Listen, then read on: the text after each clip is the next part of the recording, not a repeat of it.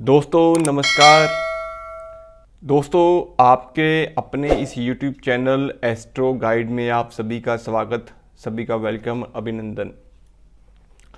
दोस्तों ग्रहों के गोचर और ग्रहों के भाव अनुसार जितने भी फल होते हैं उनकी वीडियोस हमारे इस चैनल के ऊपर अपलोड है दोस्तों, और आप अपना प्यार अपना स्नेह देकर उन वीडियोस को देखते भी हैं और चैनल को आप सब्सक्राइब भी करते हैं दोस्तों।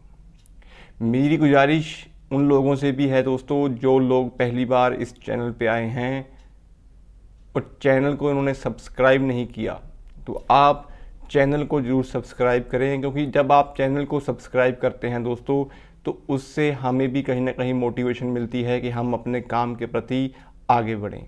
मेरा प्रयास, मेरा ज्योतिष के इस सफ़र में मेरा प्रयास यही है दोस्तों कि हम आगामी दिनों में लाइव सेशन जितने भी हैं वो आपके साथ शुरू कर पाएँ।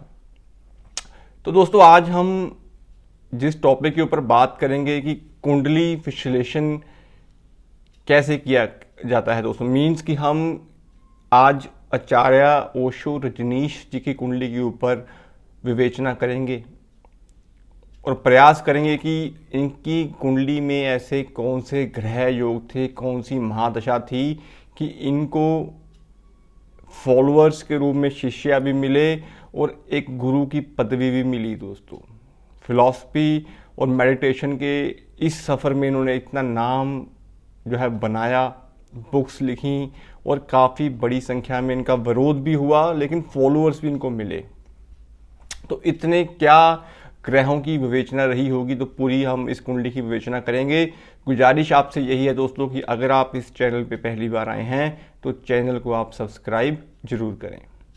दोस्तों आचार्य ओशो रजनीश जी की कुंडली जो है वो वृषभ लगन की कुंडली है। नेट से मिली हुई जानकारी के अनुसार इनकी कुंडली वृषभ लगन की है, शुक्र का लगन है दोस्तों, और वृषभ लगन में इनके तीसरे भाव में बृहस्पति देव का निर्माण है। बृहस्पति देव तीसरे भाव में बैठे हुए हैं, उच्च के बृहस्पति कर्क राशि के तीसरे भाव में। पंचम में नीच के केतु हैं, पंचम भाव कन्या राशि में केतु का संचार है दोस्तों। अष्टम भाव में सूर्य नीच के हैं, काल पुरुष के अकॉर्डिंग वृश्चिक राशि में इनके सूर्यदेव बैठे हुए हैं, और 8th हाउस में दोस्तों इनकी पंचायत बैठी हुई है। भाग्य की राशि है, बृहस्पति की राशि है, और धनु राशि में इनके शनि, चंद्रमा, शुक्र, मंगल और बुध बैठे हुए हैं दोस्तों। तो ओवरऑल पंचायत का फल इनके अष्टम भाव में है। तो 11th हाउस में नीच के राहु देव बैठे हुए हैं दोस्तों। तो ओवरऑल इनकी कुंडली वृषभ लगन की होके धनु राशि की कुंडली बनती है। इन्हें अपने एक अंतराल में इन्होंने अच्छा खासा नाम भी कमाया, इनका विरोध भी हुआ, और इंडिया से ये अमेरिका भी चले गए और वहाँ से फिर आप इंडिया आए। तो इनकी कुंडली की विवेचना के अकॉर्डिंग लग्नेश को हम पहले देखेंगे कि लग्नेश कहाँ पे है। इनकी कुंडली तो वृषभ लगन की है, और लग्नेश शुक्र जो है दोस्तों वो इनके अष्टम भाव में है। अब लगन का स्वामी जब अष्टम में होता है दोस्तों तो कहीं ना कहीं लग्नेश को अष्टम का दोष नहीं लगता, लेकिन फिर भी लग्नेश का अष्टम में बैठना, वो भी शुक्र का या अष्टम में बैठना, कहीं ना कहीं नुकसानदेह होता है दोस्तों। दूसरी चीज़ दोस्तों, लग्नेश का अष्टम में बैठने के बाद वहाँ पे मंगल के साथ शुक्र की युति, ये भी कहीं ना कहीं एक आक्रामक शुक्र और मंगल का योग बोला गया है। स्त्री फॉलोअर्स में ऐसे जातक का बड़ा नाम होता है। स्त्री प्रशंसक जितने भी होते हैं उनमें ऐसा जातक अच्छा नाम सम्मान प्राप्ति करता है दोस्तों। तीसरी बात दोस्तों, यहाँ पे चंद्रमा और शनि की युति अष्टम में है। चंद्र और शनि जब मिलते हैं दोस्तों तो नीच के केतु का निर्माण होता है, और केतु इनके पंचम में खुद नीच के बैठे हुए हैं। बट दूसरी कंडीशन में दोस्तों शुक्र अष्टम में बैठे हैं शनि के साथ, मीन्स शुक्र और शनि जब मिलते हैं तब भी उच्च के केतु का निर्माण होता है। तो कहीं ना कहीं इनकी कुंडली में केतु जो है वो बड़ा प्रॉमिसिंग प्लेनेट बोला गया है, क्योंकि केतु जिनके भी अच्छे होते हैं दोस्तों, ऐसे जातक बड़े मिस्टीरियस इंसान होते हैं, ऐसी जातों के शिष्य फॉलोअर्स जितने भी होते हैं बड़ी बड़ी बड़ी मात्रा में होते हैं। जातक अच्छा खासा नाम, मेहनत और एक ब्रांड के रूप में चमकता है दोस्तों। तो ये केतु की ही ब्रांडिंग थी, जो इनके पंचम में सोशल कनेक्शन के बाद में केतु का बैठना और शनि और शुक्र की युति से केतु के उच्च का निर्माण होना भी इनको अच्छा खासा नाम जो है वो मिला। केतु विदेश भी है, विदेश यात्राएं भी हैं, गुरु के संग चेला जितना भी है वो केतु है दोस्तों। और दोस्तों अष्टम में अभी आप देखिए मंगल और शनि की युति भी अष्टम में है। अष्टम में जब मंगल और शनि बैठ गए दोस्तों, तो मंगल शनि जब भी मिलते हैं तो उच्च के राहु का निर्माण होता है। इनकी कुंडली में 11वें भाव में राहु राशि से नीच के बैठे हुए हैं, लेकिन मंगल और शनि से मिलने से इनके राहु का प्रभाव भी उच्च का हुआ। दुश्मन बने, लेकिन ये अपने दुश्मनों को काट के आगे की ओर चलते रहे और बढ़ते रहे दोस्तों। तो ये राहु का ही निर्माण था।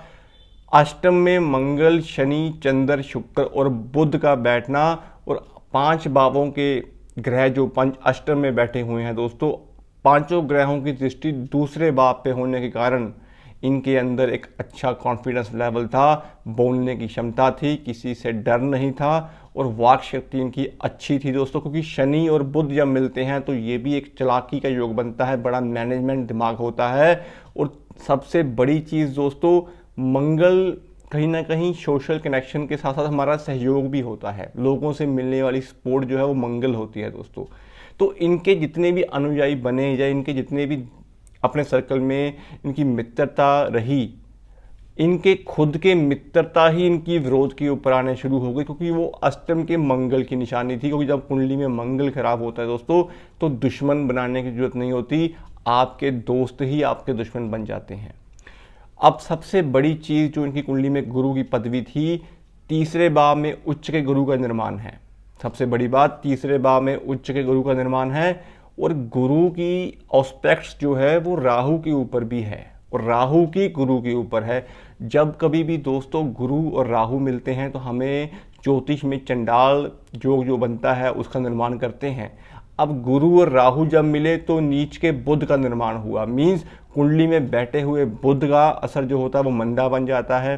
अब कुंडली में बुध पहले से ही मंदे अष्टम भाव में बैठे हुए हैं दोस्तों, तो यहाँ पे बुद्धि, विवेक, सब चीज़ें अच्छी थी, लेकिन बुध सामाजिक इज्जत भी होती है, हमारा सोशल कनेक्शन भी बुध होता है, कम्युनिकेशन भी बुध होती है, समाज में मिलने वाली प्रसिद्धि भी कहीं ना कहीं सूर्य और बुध का मेल ही होता है। लेकिन बुध यहाँ पे अष्टम में नीच के होने के कारण, मीन्स भाव से फल अच्छे ना होने के कारण और गुरु और राहु की युति मिलने के कारण बुध का भी फल यहाँ पे खराब मिला। और बुध जब इनकी लास्ट एंड था दोस्तों, तो इनकी जो डेथ थी वो कहीं ना कहीं हार्ट डिजीज के कारण हुई। और सबसे बड़ी बात, जब इन्होंने अपना लास्ट चरण फेस किया तो उस टाइम पे ग्रहों की स्थिति के अनुसार इनको बृहस्पति में सूर्य और सूर्य में बुध, बुध में बुध और शनि की सूक्ष्म दशा चल रही थी और गोचर में भी इनको अष्टम में बुध का निर्माण चल रहा था। मीन्स जब ये घटना घटी होगी तो उस टाइम पे गोचर में ग्रहों की जो स्थिति बनी थी वो अष्टम में बुध जो उनकी जन्म कुंडली में बैठे हुए हैं दोस्तों, तो बुध के ऊपर से बुध गुजर रहे थे और शनि के साथ बुध की युति थी। मीन्स इनको डैया भी कंस्ट्रक्ट, जो डैया अष्टम का डैया होता है वो लगा हुआ था। शनि का भी जो गोचर था वो भी धनु में ही था। तो एक एंड फेज में इनको जो दशाएं थी या इनको डैये का प्रभाव था, जब बुध का निर्माण बुध के ऊपर से था, तो ये चीज़ें इनको ज़्यादा हिट की दोस्तों। अब दोस्तों तीसरे भाव में बृहस्पति जब बैठते हैं तो कहीं ना कहीं एक बब्बर शेर योग बन जाता है, क्योंकि ये भाव मंगल का भी है। अब मंगल और गुरु जब मिलते हैं तो बब्बर शेर योग का निर्माण करते हैं। बृहस्पति जब मंगल से निर्माण होता है तो जातक बड़ा आगे बढ़ने की ओर बढ़ता है, अच्छी खासी उसके अंदर शक्ति होती है और दुश्मनों को चीरता हुआ आगे बढ़ता है, मीन्स दुश्मनों को काटता हुआ आगे बढ़ता है दोस्तों। तो ये युति इनको अच्छा खासा नाम, प्रसिद्धि इस युति ने दी, मीन्स तीसरे भाव के बृहस्पति ने दी। और बृहस्पति की दृष्टि जो है वो 9th भाव के ऊपर है, मीन्स कि भाग्य भाव के ऊपर भी बृहस्पति की दृष्टि है दोस्तों। जो मेन कंडीशन दोस्तों इनकी कुंडली की थी, इनको 1960 के बाद जो है ये राहु का अंतर जो शुरू हुआ 18 साल का महादशा का, ये चला। 18 साल राहु इनको नाम भी दिया, प्रसिद्धि भी दी, कहीं ना कहीं विदेशों की यात्राएं भी करवाई, लेकिन लिटिगेशन में भी रखा, और जो लाइफ है कहीं ना कहीं गोल गोल घूम के दुश्मनों में भी रखा। मीन्स इनका विरोध भी हुआ और प्रसिद्धि भी दी। ये सब राहु की करामात थी, क्योंकि मंगल और शनि से राहु उच्च के निर्माण के रूप में लाभ भाव में बैठे हुए थे। लेकिन जब इनका अंतराल एंड में था दोस्तों, 58 ईयर्स की एज में इनकी जो है इनका देहांत हुआ, तो फिर वहाँ पे बृहस्पति की महादशा इनको चल रही थी। अब बृहस्पति देखिए आप, कुंडली में बृहस्पति जो है वो अष्टम भाव के भी कारक हैं, और लग्नेश भी अष्टम में था। मीन्स अष्टम की महादशा के साथ साथ शुक्र का निर्माण भी इनका अष्टम में ही था। और सबसे बड़ी बात दोस्तों यहाँ पे अगर आप चीज़ नोट करें तो बृहस्पति और पंचायत जो 5 ग्रह अष्टम में बैठे हुए हैं, इनका आपस में कहीं ना कहीं टक्कर का योग भी बनता है। 6-8 की टक्कर बोली गई है दोस्तों। तो बुध की गुरु के ऊपर भी टक्कर है, शनि की गुरु के ऊपर भी टक्कर है, तो कहीं ना कहीं 6-8 की युति का संबंध भी इनको काफ़ी तकलीफ दे के गया। दोस्तों ग्रहों की विडंबना अगर आप समझें तो कहीं ना कहीं युतियाँ जो होती हैं ये अपना फल तब भी देती हैं जब ये अच्छे भावों में बैठी होती हैं।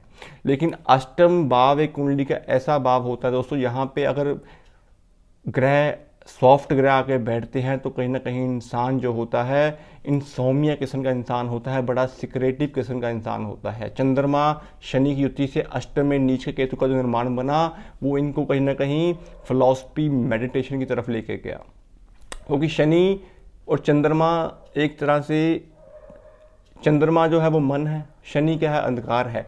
तो यहाँ पे कहीं ना कहीं इनकी कुंडली में दोस्तों चंद्र शनि की युति के कारण एक सन्यासीपन जो इनके अंदर था उसका योग भी अष्टम के इसी युति ने इनको दिया दोस्तों। तो ओवरऑल दोस्तों ये युतियाँ इंसान की कुंडली में तब भी अच्छा और बुरा फल देती हैं जब इनकी महादशाएं लगी हों, लेकिन अष्टम के एक्टिवेशन मोड होने के कारण इनके 5 ग्रहों ने इनको अच्छा खासा नाम तो दिया ही दिया, लेकिन इनकी उतना इनका विरोध भी हुआ दोस्तों। तो आप इन चीज़ को भी समझिए। मेन जो कंडीशन थी वो बृहस्पति और राहु का आपस में दृष्टि संबंध, और बृहस्पति और राहु से मिले जो बुध बने उनका अष्टम का संबंध। तो ये इनकी कुंडली की विवेचना थी दोस्तों। नाम समान बड़ा भी था, नाम भी बहुत बड़ा था इनका, लेकिन जो प्रसिद्धि सूर्य ने देनी होती है दोस्तों, वो अगर अच्छे होते हैं तो आपको गवर्नमेंट से भी अच्छा खासा नाम सम्मान मिलता है। लेकिन इनकी ज़्यादा विरोधता जो है वो गवर्नमेंट से ही ज़्यादा चल इनकी रही, क्योंकि सूर्य इनके नीच के थे सप्तम भाव में काल पुरुष के अकॉर्डिंग दोस्तों। तो दोस्तों ये ग्रहों की विवेचना थी इनकी कुंडली के बारे में कि ग्रह अपना कैसे कैसे फल देते हैं, आपका कौन सा भाव एक्टिवेट है दोस्तों, तो उस भाव के प्रति आपको फल जो है वो मिलेंगे ही मिलेंगे। अब मेन जो कंडीशन होती है कि आपके गोचर के ग्रह कैसे हैं। अगर आपके गोचर के ग्रह आपके फेवर में नहीं चल रहे तो घटनाएं जो हैं वो घट जाती हैं दोस्तों। इनको भी जब इनका लास्ट स्टेज था दोस्तों, तो वहाँ पे इनको शनि का ढैया भी लगा हुआ था, और जन्म कुंडली के शनि के ऊपर ही शनिदेव चल रहे थे बुध के साथ दोस्तों। और सबसे बड़ी बात दोस्तों, जिस महीने में यह घटना घटी होगी तो सूर्य का भी प्रवेश जो था वो इनके अष्टम से गुजरता हुआ 9th भाव की तरफ गया था, जो 5 डिग्री के थे। तो ये कुछ डीप बातें होती हैं जब कुंडली हम प्रॉपर वे से विश्लेषण करते हैं। तो उम्मीद करता हूं दोस्तों आपको ये वीडियो जो है वो अच्छी लगी होगी, कुछ ज्ञानवर्धक बातें भी आपको समझ में आई होंगी। ऐसी ही और वीडियोस, ऐसे ही और टॉपिक्स हम इस चैनल के ऊपर लेके आते रहेंगे। अगर आपका कोई पर्सनल क्वेश्चन हो, आप अपने कुंडली के बारे में जानना चाहते हो, तो कमेंट बॉक्स में आप जरूर पूछ सकते हैं दोस्तों। गुजारिश आपसे यही है कि आप अपना प्यार स्नेह देखें, इस चैनल को सब्सक्राइब करें, इस चैनल को बढ़ाएं, तो हम लोग आप लोगों की सुविधा के लिए भी लाइव सेशन जो है वो कर पाएंगे दोस्तों। आज के लिए दोस्तों इतना ही, धन्यवाद।